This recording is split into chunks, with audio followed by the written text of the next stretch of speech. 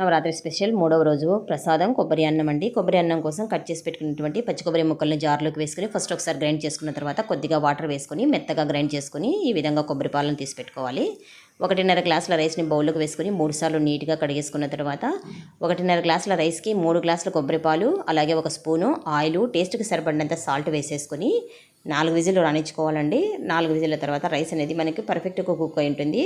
ఇప్పుడు కడాయి పెట్టేసుకొని 1 స్పూన్ ఘీ, అలాగే కొద్దిగా క్యాష్నట్స్ వేసుకొని పోపు గింజలన్నీ కూడా పావు టీ స్పూన్ చొప్పున పచ్చిశనగపప్పు, మినపప్పు, ఆవాలు, జీలకర్ర, అలాగే నిలువుగా కట్ చేసి పెట్టుకున్న పచ్చిమిర్చి, ఎండుమిర్చి, కరివేపాకు వేసి పోపు కంప్లీట్గా ఫ్రై చేసుకోవాలి. ఆ తర్వాత 2 స్పూన్ల వరకు తురిమినటువంటి పచ్చి కొబ్బరి, కొద్దిగా సాల్ట్ వేసుకొని 2 నిమిషాలు లో ఫ్లేమ్లో ఫ్రై చేసుకున్న తర్వాత రైస్ వేసేసుకొని బాగా మిక్స్ చేసేసి అమ్మవారికి నైవేద్యంగా సమర్పించడానికి కొబ్బరి అన్నం రెడీ అండి. మీరు కూడా ఈ రెసిపీని ట్రై చేసి చూడండి. Please like, share and subscribe.